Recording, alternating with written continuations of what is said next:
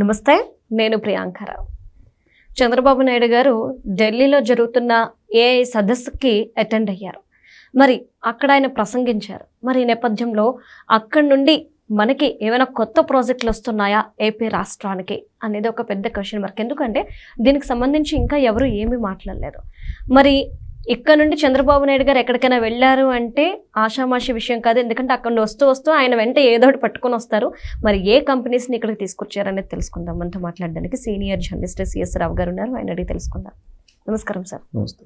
చంద్రబాబు నాయుడు గారు ఎక్కడికైనా వెళ్ళారు అంటే విదేశానికి కానీ ఎక్కడికైనా వస్తూ ఆయన వెంట ఏదో ఒకటి రాష్ట్రానికి తీసుకొస్తారు. అది కంపెనీ కావచ్చు, ఇంకేదైనా కావచ్చు.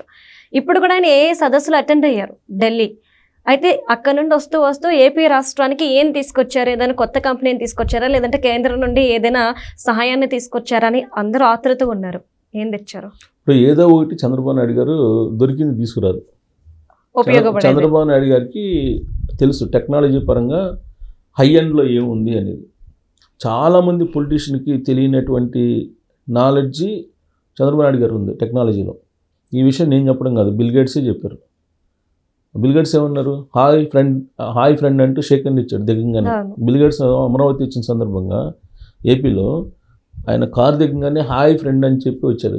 ఎక్కడ బిల్ గేట్స్, ఎక్కడ ఆయన టెక్నాలజీ దిగ్గజం, చంద్రబాబు నాయుడు గారు ఎక్కడ హాయ్ ఫ్రెండ్ అని అన్నారని అంటే అపర కుబేరుడు, ప్రపంచ కుబేరుడు, టెక్నాలజీలో high end person bill gates అన్నారంటే ఆయన టెక్నాలజీలో ఎంత హైలో ఉండాలి చంద్రబాబు నాయుడు గారు. అలాగే నరేంద్ర మోడీ గారు అన్నారు టెక్ గురు మాకు చంద్రబాబు నాయుడు గారు అని. అవునా? సో కాబట్టి చంద్రబాబు నాయుడు గారు ఏది పడితే అది ఏదో కంపెనీ తీసుకొచ్చి ఆంధ్రప్రదేశ్కి మనం ప్రచారం చేసుకుందాం అని చెప్పేసి అనుకోరు. హై ఎండ్లో ఏముంది టెక్నాలజీ ప్రపంచంలో అనేది చూస్తారు. ఇప్పుడు హై ఎండ్లో ఏముంది? ఆంథ్రోపిక్స్ ఉంది.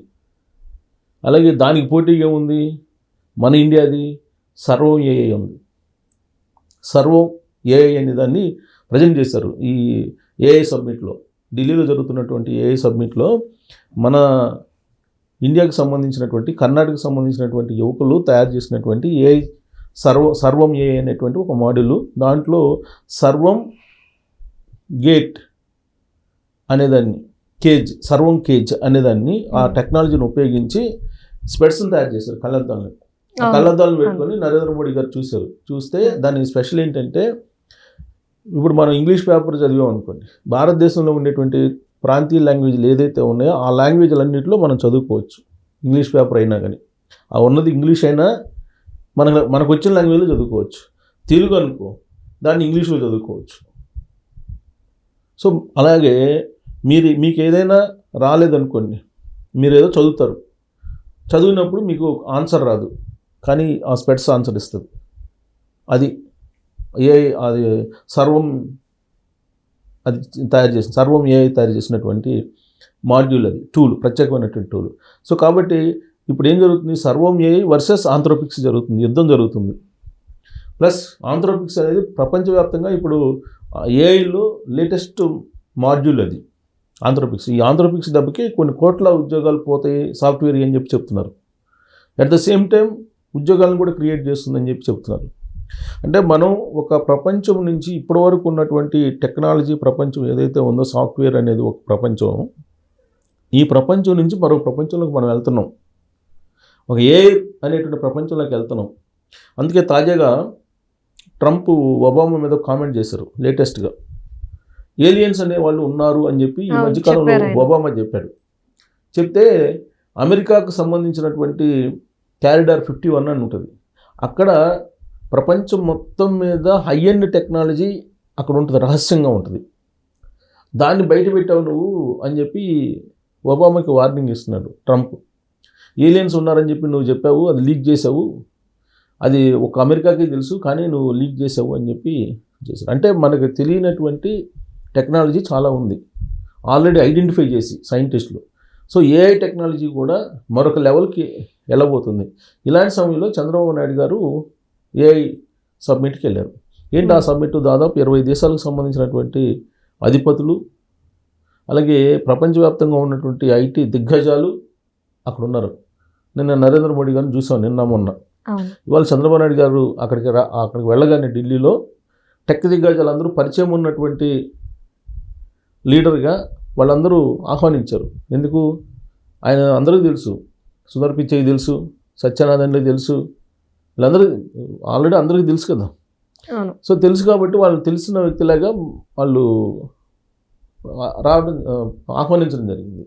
సో ఈ మధ్య టెక్నాలజీ పరంగా కూడా ఆయన్ని సింగపూర్ ప్రధానమంత్రి తర్వాత చంద్రబాబు నాయుడు గారే అని చెప్పేసి కూడా అన్నారు. ఎవరు? Bill gates.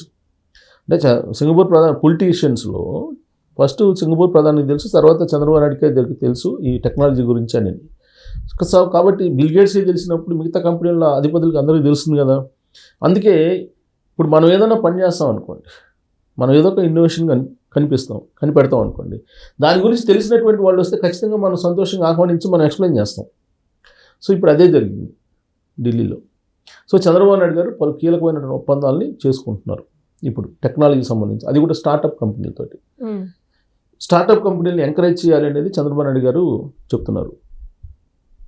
మన ఆంధ్రప్రదేశ్ నుంచి ఒక ఇన్నోవేషన్ కనుక కనుక్కుంటే ₹1 కోటి బహుమతి ఇస్తానని చెప్పాడు ఆర్టిఫిషియల్ ఇంటెలిజెన్స్కి సంబంధించి. అలాగే మీరు రండి, మీకు బ్లాంక్ చెక్ ఇస్తానని చెప్పారు. Speed of doing business policy ఉంది మా దగ్గర, ఈజ్ ఆఫ్ డూయింగ్ కాదు, speed of doing business policy ఉంది, మీరు రండి అని చెప్పి ఆహ్వానిస్తున్నారు. ఇక్కడ ఏమేమి వనరులు ఉన్నాయని కూడా చెప్తున్నారు ఆయన. సో దీన్ని బట్టి అక్కడ ఉండేటువంటి స్టార్టప్ కంపెనీలు ఏవైతే ఉన్నాయో, ఆర్టిఫిషియల్ ఇంటెలిజెన్స్కి సంబంధించినట్టు స్టార్టప్ కంపెనీలు, అక్కడ 20 దేశాల నుంచి వచ్చినటువంటి వాళ్ళు ఉన్నారు అక్కడ. డ్రోన్స్ కానీ, తర్వాత రోబోస్ కానీ, ఆర్టిఫిషియల్ ఇంటెలిజెన్స్ తోటి వ్యవసాయంలో ఈ విధంగా ఇంప్లిమెంట్ చేయాలి అనే దాని మీద కానీ, ఇవన్నీ కూడా అక్కడ టెక్నాలజీ ఉంది. సో ఆ కంపెనీలతోటి, స్టార్టప్ కంపెనీలతోటి ఈయన కీలకమైనటువంటి ఒప్పందాలు కుదుర్చుకోబోతున్నారు, ప్రధానంగా ఆర్టిఫిషియల్ ఇంటెలిజెన్స్కి సంబంధించి. ఇప్పుడు సుందర్ పిచ్చే ఇచ్చారు నిన్న. సుందర్ పిచ్చే ఏమన్నారు? నేను వైజాగ్ ఇంత ఎకో సిస్టమ్ మారిపోద్ది అనుకోలేదు, ఏఐకి ఒక మొత్తం ప్రపంచానికి ఏఐ కేంద్రంగా వైజాగ్ అవుతుందని నేను అనుకోలేదు. చెన్నై నుంచి ఐఐటి ఖరగ్పూర్కి నేను వెళ్ళేటప్పుడు, కోరమండల్ ఎక్స్ప్రెస్లో వెళ్ళేటప్పుడు నేను వైజాగ్ని చూసేవాడిని. అలాంటి వైజాగ్ ఇవాళ ప్రపంచానికి ఒక ఏఐ కేంద్రంగా కనిపిస్తుంది, ఎకో సిస్టమ్ మారిపోయింది, ఇలా మారుతుందని నేను ఎక్స్పెక్ట్ చేయలేదన్నారు. సో కాబట్టి రాబోయే రోజుల్లో ఆంధ్రప్రదేశ్, ఒక వైజాగ్ కదా, ఆంధ్రప్రదేశ్ అనేది ఏఐ హబ్గా మారబోతుంది. దానికి స్టార్టప్ కంపెనీలతోటి, తర్వాత దిగ్గజ కంపెనీలతోటి చంద్రబాబు నాయుడు గారు ఎంఓఏలు చేసుకుంటున్నారు. ఇవాళ ఊరికి అక్కడికి వెళ్ళి ఏఐ ప్రజెంటేషను అనే కాదు, ఏఐ ప్రజెంటేషన్ వాళ్ళు ఇస్తే వింటారు. తర్వాత ఇది ఆంధ్రప్రదేశ్లో ఏ విధంగా దీన్ని ఇంప్లిమెంట్ చేయొచ్చు అనేది కూడా చంద్రబాబు నాయుడు గారు చెప్తారు.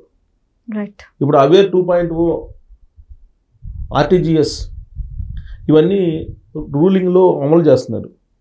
ఇప్పుడు ఆల్రెడీ వాట్సాప్ పరిపాలన ఉంది. ఇవన్నీ కూడా మొన్న బిల్ గేట్స్ వచ్చినప్పుడు ఎక్స్ప్లెయిన్ చేశారు. సో ఇవి మళ్ళీ అక్కడ ఎక్స్ప్లెయిన్ చేస్తారు. చేసి పరిపాలనలో, అలాగే వ్యవసాయంలో, విద్యలో, వైద్యంలో ఆర్టిఫిషియల్ ఇంటెలిజెన్స్ని ఏ విధంగా ఇంప్లిమెంట్ చేయొచ్చు, మీ దగ్గర ఏమి టూల్స్ ఉన్నాయి, ఆ టూల్స్ మాకు ఏ విధంగా ఉపయోగపడతాయి, ఇవన్నీ అబ్జర్వ్ చేసిన తర్వాత అక్కడ ఉండేటువంటి స్టార్టప్ కంపెనీస్ తోటి టైఅప్స్ కొన్నితో చేసుకొని మరికొన్నింటిని రమ్మని ఆహ్వానించడానికి ఆయన వెళ్ళారు. సో ఖచ్చితంగా హై-ఎండ్ టెక్నాలజీని ఆయన తీసుకొస్తారు. అంటే నాకున్న ఇన్ఫర్మేషన్ ప్రకారం అయితే ఈ సర్వం ఏఐ ఉంది కదా, సర్వం ఏఐకి సంబంధించిన దాన్ని ఇక్కడ కూడా ఎస్టాబ్లిష్ చేయాలి అనేటువంటిది ఒకటి. ఆంథ్రోపిక్స్కి సంబంధించిన దాన్ని కూడా ఆహ్వానిస్తున్నారు అని తెలుస్తుంది. సో దాని ఒప్పందాలు జరిగిన మనం ఆశ్చర్యపోవచ్చు. Right. Thank you so much sir.